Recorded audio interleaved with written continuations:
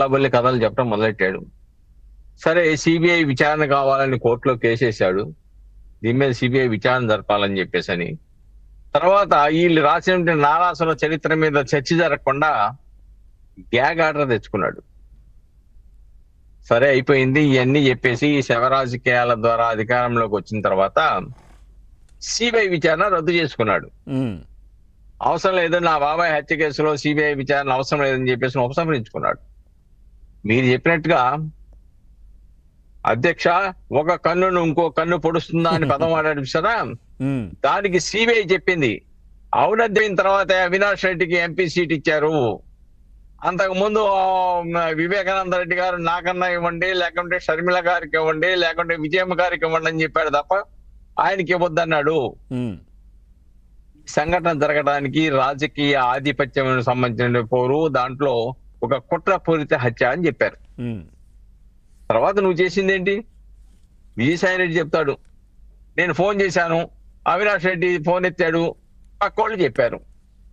CBI కూడా చాలా స్పష్టంగా చెప్పింది అవినాష్ రెడ్డి, భాస్కర్ రెడ్డి, మిగిలిన శివశంకర్ రెడ్డి వీళ్ళంతా కూడా అక్కడ హార్ట్ అటాక్ థియరీని క్రియేట్ చేశారు అని చెప్పింది. ఆ హార్ట్ అటాక్ క్రియేట్ చేసిన థియరీనే విజయసాయి రెడ్డికి చెప్పాడు, బయట పెట్టాడు.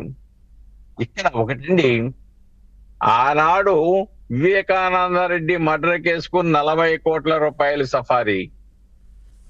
ఈనాడు దస్తగిరి అప్రూవర్ గా మారిన వ్యక్తి తప్పుడు సాక్ష్యం చెబితే 20 కోట్లు. ఇక్కడ అసలు అర్థం కాని విషయం ఏంటంటే శివశంకర్ రెడ్డి కొడుకుని ఎందుకు లోపలికి అనుమతించారండి? అంతే. సాకేంటంటే ఆయన ఒక డాక్టరు, ఖైదీలకు వైద్యం చేయడానికి లోపలికి వచ్చారంటాడు. ఆయన తండ్రి శివశంకర్ రెడ్డి జైల్లో ఉన్నాడు, ఒక పెద్ద కేసులో ముద్దాయిగా ఉన్నాడు. అంత సెన్సేషన్ భయానక కేసులో ఆనాటి ప్రభుత్వం దస్తగిరి మీద తప్పుడు కేసులు పెట్టి జైల్లో పెట్టింది, కడప జైల్లో. కడప జైల్లోకి అనుమతిస్తారా మీరు? ఒక ఆరోపణలో, తీవ్రమైన ఆరోపణలో ముద్దాయిగా ఉన్న వ్యక్తి ఒక ఆయన అయితే, తండ్రి అయితే, మరొక వైపున అప్రూవర్ గా మారి వాస్తవాలను బయట పెట్టిన వ్యక్తి మరొక వ్యక్తి జైల్లో ఉన్నాడు. సార్ దీంట్లో ఒక డౌట్ సార్, ఇప్పుడు దస్తగిరి ఒకవేళ అంటే అలా చేయలేదు, ఒకవేళ అవి తీసుకొని నేను అప్పుడు అంతా చెప్పింది తప్పే, కాదు ఇదంతా దీంట్లో నేను చెప్పినవన్నీ అసత్యాలు, అప్పుడు నన్ను బెదిరించడం వల్ల చెప్పాను అని అన్నారు అనుకోండి, మళ్ళీ అంటే ఎట్లా నమ్ముతారా, లేదంటే ఎట్లా ఉంటుంది ఆ సిచ్యువేషన్? అది ఒకటేంటంటే సార్, దస్తగిరి సాక్ష్యమే ప్రధానం కాదు దీంట్లో.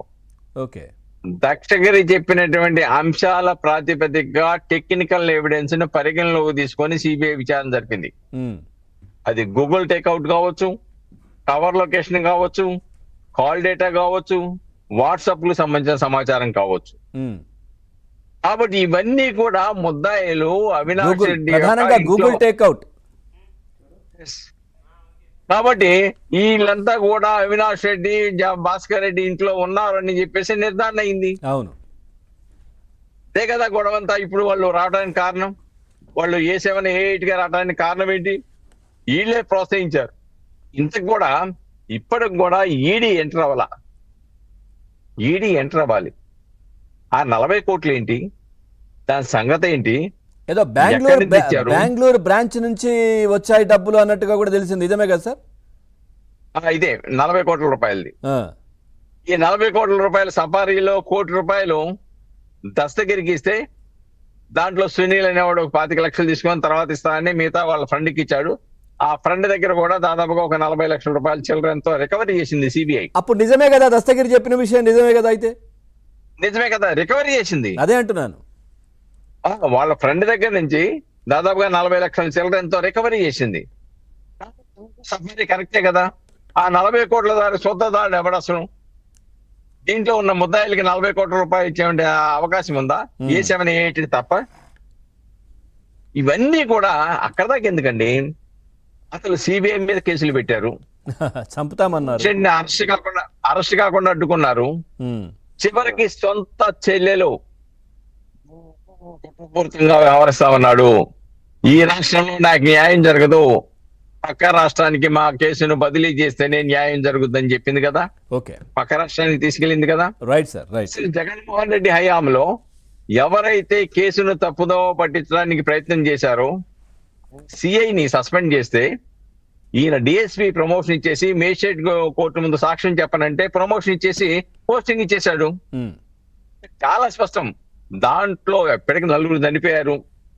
దాంట్లో ఒక వ్యక్తి ఎవరైతే వివేకానంద రెడ్డికి మన చనిపోయిన వ్యక్తి ఎవరైతే వివేకానంద రెడ్డి గారికి దెబ్బలకి కుట్లు వేసేసి